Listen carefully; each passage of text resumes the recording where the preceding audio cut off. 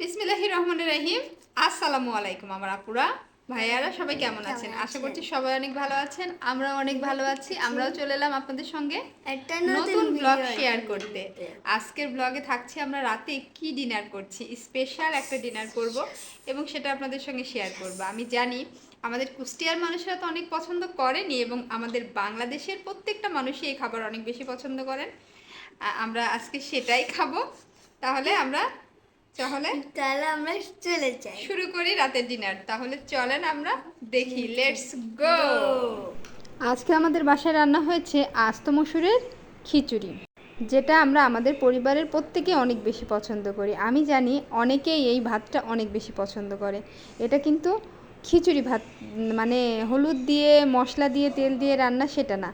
এটা আমার আম্মু একদম সাদামাটাভাবে রান্না।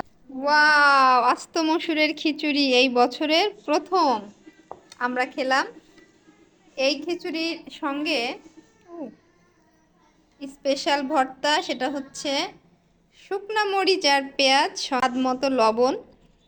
খুবই মজার খাবার। আপনারা যারা যারা এখনও খাননি ট্রাই করুন, কারণ আমাদের বাংলাদেশে এখন কিন্তু আস্ত মসুর উঠে গেছে নতুন নতুন মসুর দিয়ে। এই খাবারটা কিন্তু বাঙালিদের খুব বেশি পছন্দ। আমাদের বাসায় তো খুবই পছন্দ সবার। এই দেখেন, এদিকে একজন খাচ্ছিল, খেতে খেতে আবার তার ছেলের ভাতটা মাখাই দিচ্ছে। কিন্তু এই খিচুড়িটার সঙ্গে কিন্তু মাংস, ডিম ভাজা কোনো কিছুই আমাদের ভালো লাগে না। আমরা খাই হচ্ছে শুকনা মরিচ আর এই লাল লাল ভর্তাটা, এটা দিয়েই সব থেকে বেশি মজা লাগে। আমার আম্মু আমার ভাইয়ের ভাতটা খুব যত্ন করে মাখাই দিচ্ছে। আমরা এখন খাবো। ওয়াও, দেখেই তো মুখে পানি চলে আসতেছে গো। এই সেই খাবার, বিখ্যাত আস্ত মসুরের খিচুড়ি। খুবই মজা। মানে আমরা কুষ্টিয়ার মানুষরা তো অনেক বেশি পছন্দ করি, জানি না কোন এলাকার মানুষ কতটা খায়, তবে কুষ্টিয়াতে এটা খুব ফেমাস একটা খাবার।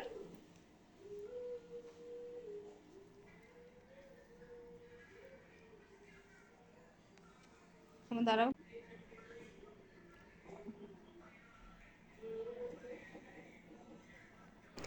আমি এবার রাইদের এবং রাতুলের খাবারটা বেড়ে নিব। রাতুল আর রাইদ দুইজনই পছন্দ করে, তবে রাইদ খুব একটা খেতে চায় না, রাইদকে পটায় পটায় খাওয়াতে হয়। তবে রাতুল খুব পছন্দ করে এই খাবারটা। আমি রাতুলের ভাতটা বেড়ে নিচ্ছি, একদম গরম গরম নরম নরম মজা।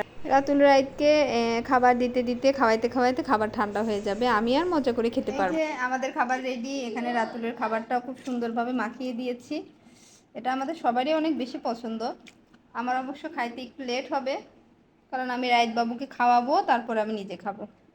এখনো যারা খাননি বারবার বলছি ট্রাই করতে পারেন, কিন্তু না খাইলেই চরম মিস।